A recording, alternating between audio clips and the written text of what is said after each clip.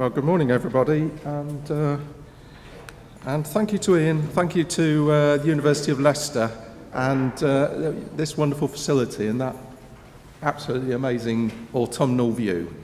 And just to reassure you, Ian, as a boy who grew up in Warwickshire, I will never forget the Midlands.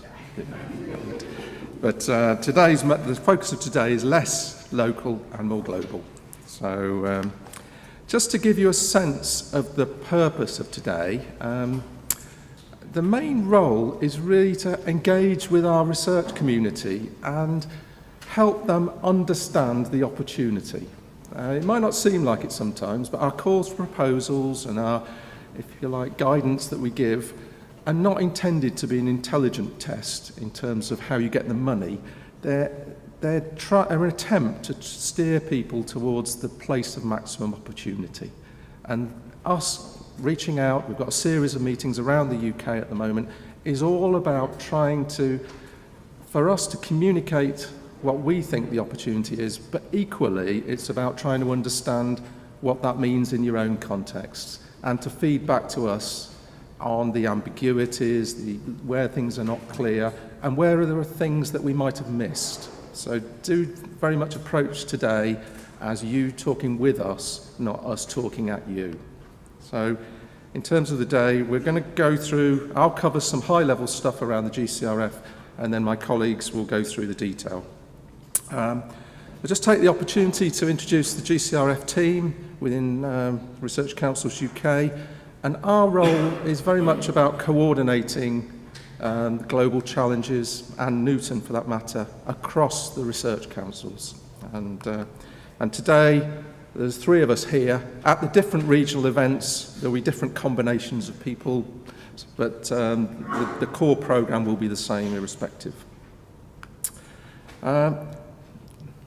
Ian's went through a little bit of local success, and I think it's worth highlighting that within the GCRF to date, within, if you like, the Midlands region, there are a number of projects that have been successful. So this is not a theoretical opportunity.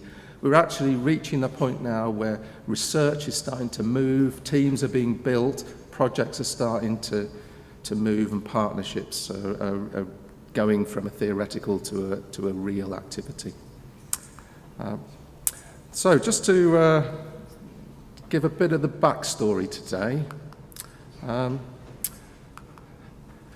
there are probably 2 or 3 really important contexts to the Global Challenges Research Fund and indeed ODA research, which are really important to understand. Probably the most significant are the developments that have happened at the global level through the United Nations and the commitment towards the Sustainable Development Goals. And it provides a framework across the whole world. So unlike the Millennium Goals, which were very much focused on developing countries, the Sustainable Development Goals are intended to be something that every country commits to. And that is certainly true of the UK government. It's also a useful framework for working with other countries around the world, both in the north and also in the southern hemisphere. So it's an important context to understand. And there's a set of challenges there, some of which require research in one way or another to address them. Other ones require other forms of action. So it's not necessarily a research agenda. It truly is a global agenda. The second important context is the UK's government aid strategy, which came out a couple of years ago. And associated with that was the commitment from the UK government to spend 0.7% of national wealth as official development assistance. And the significant change that came with that is that ODA, or aid, shifted from being a responsibility of one government department, DFID, and it became a truly cross-government commitment. It became a national commitment. And as a result, a number of departments became much more active in this area. And that includes the business department, and within that, it certainly included the research councils. The other important elements within the aid strategy is its clear focus on the poorest and most underrepresented communities and countries around the world. So it really shifts the attention for development focus for the UK government. So, like I say, as a consequence of that, there are a number of initiatives that have taken place across government, some of which are research focused, some are less research orientated, and this just gives you a sense of some of those that are probably of interest to people here. Very strong activity around health through the Ross Fund and also within the Department of Health. DFID is still there. In some ways, all the other initiatives have kind of hidden or overshadowed to some extent the DFID programme, but DFID is still there, they're still active in research, and in terms of the research councils, they are probably one of our key partners in both GCRF and Newton.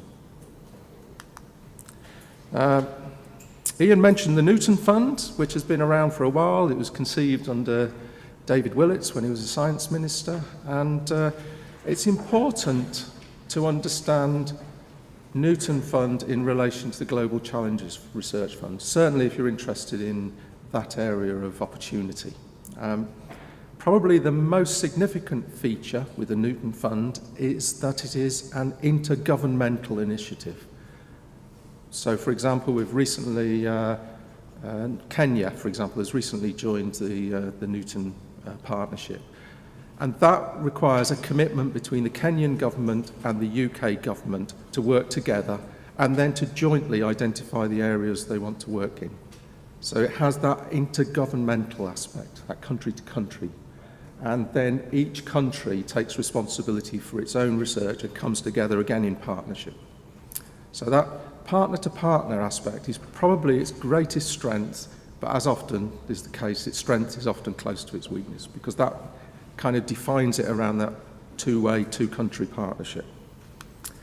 So if you compare Newton Fund versus the Global Challenges Research Fund, Newton requires this bilateral partnership.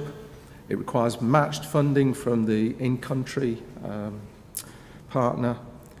And it's primarily focused on middle-income countries.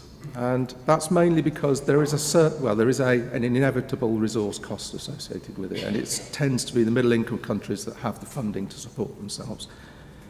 GCRF complements that because it doesn't require commitment from developing countries. It will actually support research globally in different ways, and it can support multilateral and multi-country partnerships. And that's an important opportunity that people are starting to use. It allows you to approach the problem focus and then look at the countries and partners that might help address that problem. So in terms of the Global Challenge Research Fund, I've been involved since before it was actually conceived, believe it or not. But from the start, it really had three elements to it. The first was about focusing on challenges and this challenge-led philosophy, and looking at those problems from both a disciplinary and an interdisciplinary perspective. And today we're mainly going to be concentrating on the latter. It also has a requirement to think about the legacy from the GCRF, and probably the most significant legacy is that it can do through strengthening the capacity to do research around the world against these challenges. And then the third element, which I won't cover in much today, is about being able to respond agilely to emergencies as they arise. And just to give some examples, GCRF funding was used in the research response to the Zika crisis a year or so ago. And similarly, there have been various initiatives looking at the refugee crisis around North Africa. So it's those sorts of big national initiatives. And hopefully it's an activity that we won't need to draw on too much. I think I've covered that. GCRF is a fund. That's another thing to appreciate. And what that means is that it's a source of resource that can be used in different ways. And for GCRF, we have a number of partners, each of which are addressing different aspects in different ways that's appropriate to their competence. So, for example, it has 4 national academies. Most of their programs are very people-focused, postdoctoral and academic fellowships, for instance, because that is where they probably have their their core expertise. The Research Council's focus is primarily on building large international programs, or not just large, but multinational projects and programs. We also have the funding councils giving resource to strengthen capacity within the institutions, and then there's the Space Agency, which is about using both the UK and the national space programme to address global problems, which does link into a point Ian made earlier. In terms of the strategy for GCRF, we published that a few months ago, and it has three main aspects to it. The first of which is really focusing on those things that everybody requires to thrive in their lives. So thinking about food, health, education, water, sanitation, etc. And it's what are the issues around those core basic Maslow type needs. The second area of focus is very much thinking about how we work together as citizens, as communities, and in particular, how do we live together in a way which doesn't destroy the world we live in? So it's that sustainability aspect. And then the third aspect is very much focusing on the dark side of the human condition, thinking around conflict, thinking about issues such as migration and human rights and so on. So the agenda is very broad, and it was deliberately designed to be broad because we're looking for opportunities where all of the expertise that we have within the global research community could make a legitimate contribution. So it's both from classic sciences, the environmental sciences, arts, humanities, social sciences. All of those disciplines have a place to play. It's also worth saying that although the strategy identifies these areas and they're intended to give a sense of direction, much of the research projects we support are actually tackling these problems which address more than one of these areas. And so we're not looking at these as necessarily, or you shouldn't think of these as silos or pigeonholes. They're just a framework to give you a sense of purpose. There are four criteria that we have in terms of GCRF, and Ian's already touched on the fact that excellence runs through the Research Council, like Brighton through Rock, and you will always find that in everything that we do, and the academies for that matter. There is this requirement for ODA compliance, but I would interpret that much deeper, because it's not just about satisfying some administrative requirement. It's more of a philosophical approach. There's a need to work together in global partnerships and to work together equitably. And just keep that word in mind. And then finally, and this again has to run right the way through from conception through the whole life and beyond of the projects that we support. It's the idea of delivering impact, of addressing problems, and trying to understand how research can and should and will make a difference. So those four criteria, you'll see them reflected in different ways in calls for proposals, but they're worth keeping in sight all the way through. Ian also mentioned the OECD and the DAC list. The definition of ODA is owned by the OECD, and so all countries comply with that. And the countries, which are the countries of focus for development assistance, again, are defined by the OECD. And they're shown on this chart here. So just to reiterate some of the points I made earlier, the challenge and the impact focus, you have to have that in mind. The Global Challenge Research Fund, it's the name on the tin. So the challenge has to be one of the defining features of the research that we support. And it's how research can translate into impact and difference. But do keep the last point in mind. This is not fund and forget for us, and it shouldn't be for yourselves. It's what will be the legacy from the research that we support. Interdisciplinarity is, again, one of the key objects.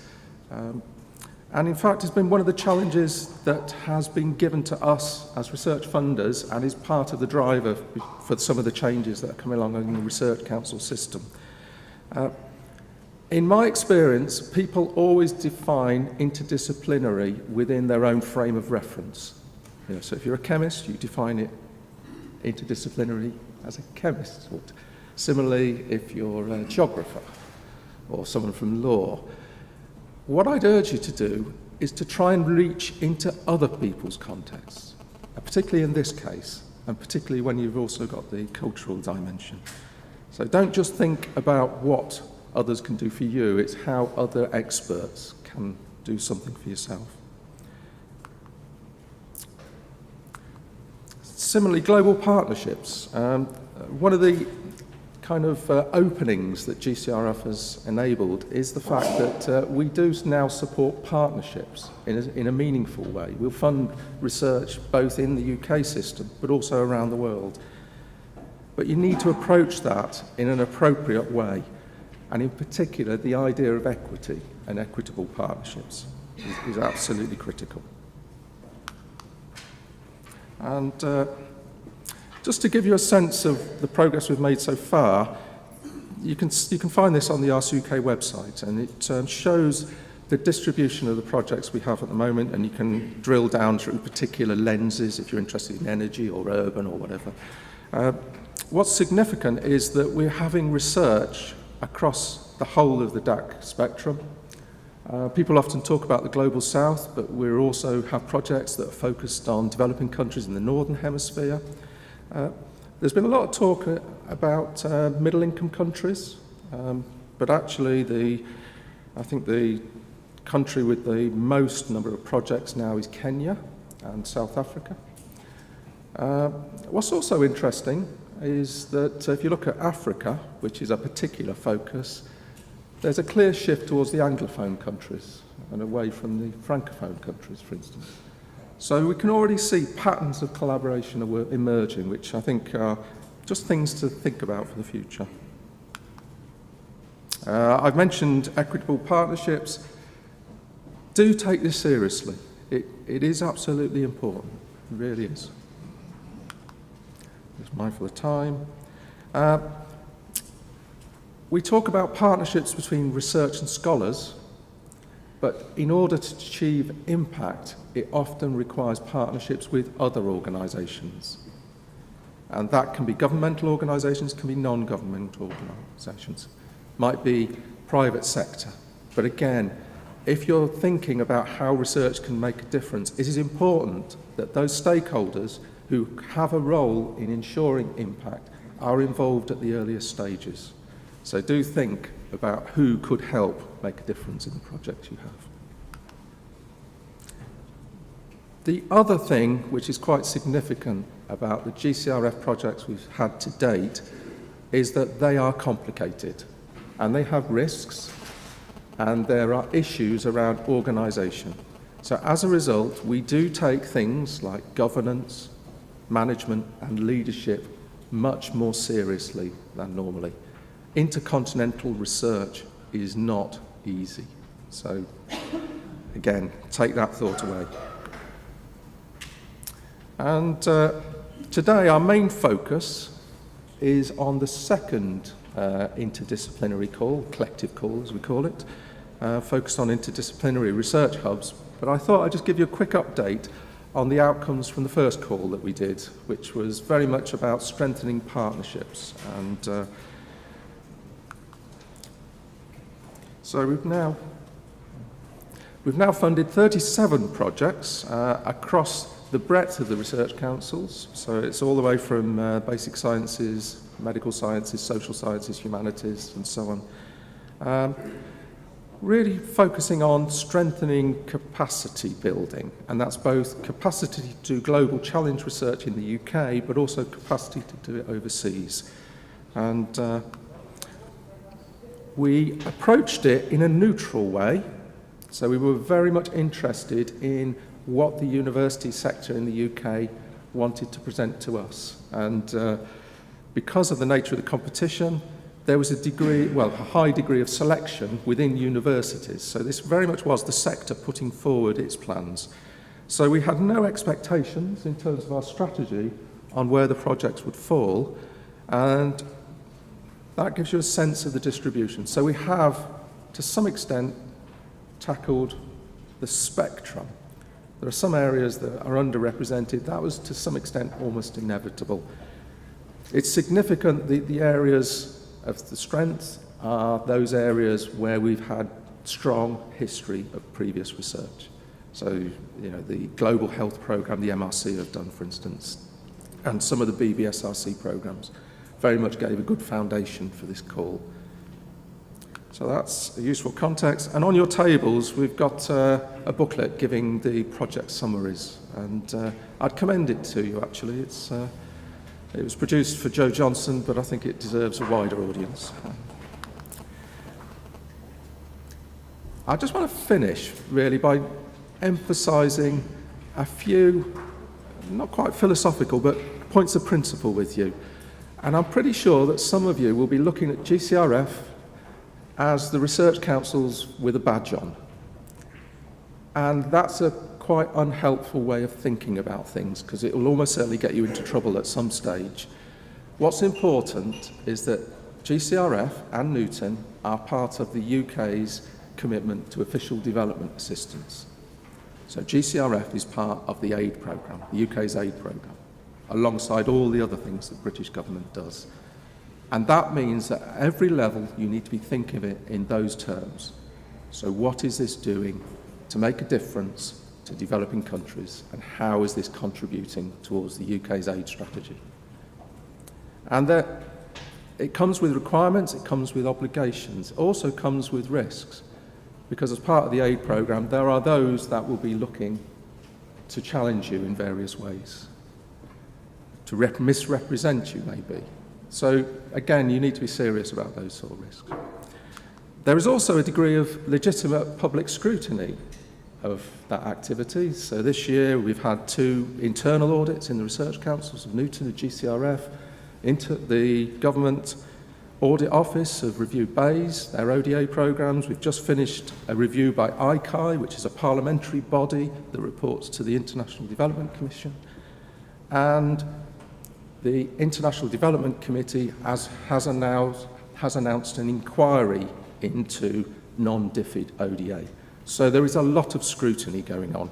And again, that means you need to be absolutely clear what you're doing, why you're doing it, and probably most of all, why it will make a difference. Just this is almost the final slides. I thought it'd be worth giving you a sense of where we're going next. And so this is really looking beyond the current programme. And one of the requirements that we've seen is that the GCRF portfolio has grown quite rapidly, and it's grown organically in quite unexpected ways. And we see the need to strengthen the coherence and coordination across that portfolio. And as a result, we've identified 6 portfolios on the slide around health, food, security, education, environmental resilience, and urbanisation, where we're looking to appoint academic leaders, challenge leaders, to help strengthen those portfolios, and in particular to strengthen the relationship with some key stakeholders, hopefully for greater impact. So we're actually recruiting that at the moment, and if you're interested in any of these roles, just have a look on the RCUK website. Some of the other developments that are going on, which are quite significant, there's a so-called scoreboard, which is Strategic Coordination of ODA Research. And this is a governmental body, similar to the sort of activity that happens in health, which is looking to coordinate the government support for all the different ODA funds. On our own part, our main focus over the next month or so is UK engagement, events such as this. But looking beyond that, over the next 3 to 6 months, our main focus is on global engagement. So we have 4 significant regional events planned in South Africa, Colombia, in Delhi, and then in Nairobi, where we're looking to bring together experts and stakeholders from around the world, really to help us develop our strategy for research going forward. And then, this is probably much more local business for us, At the end of this financial year, RC UK will disappear as we transition into new organisation, UK Research and Innovation.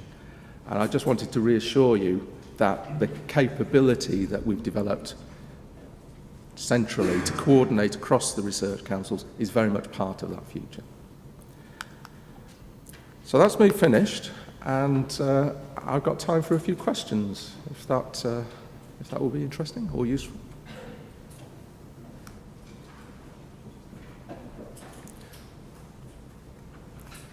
I won't talk about the call, by the way, because my colleague will cover that later. But if anybody has questions around the GCRF overall.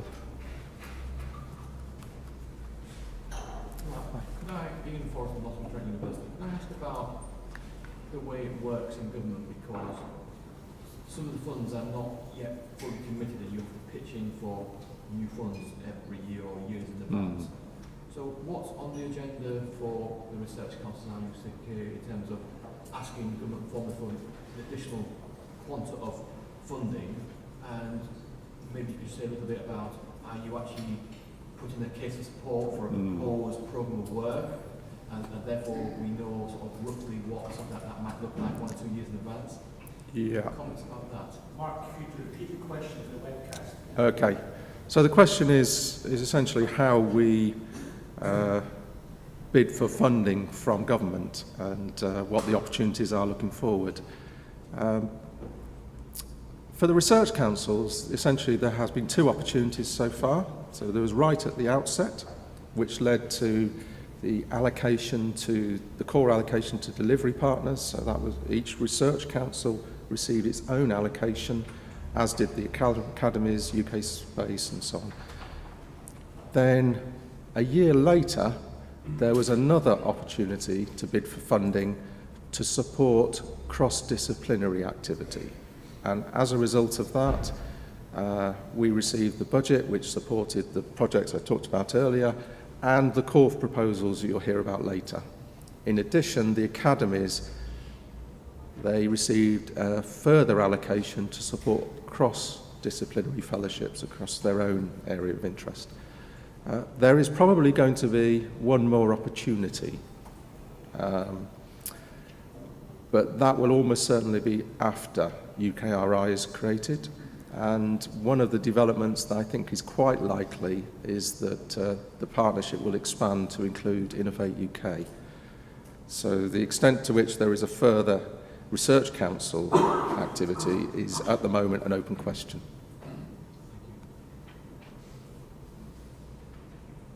In which case, I'll pass to Paul.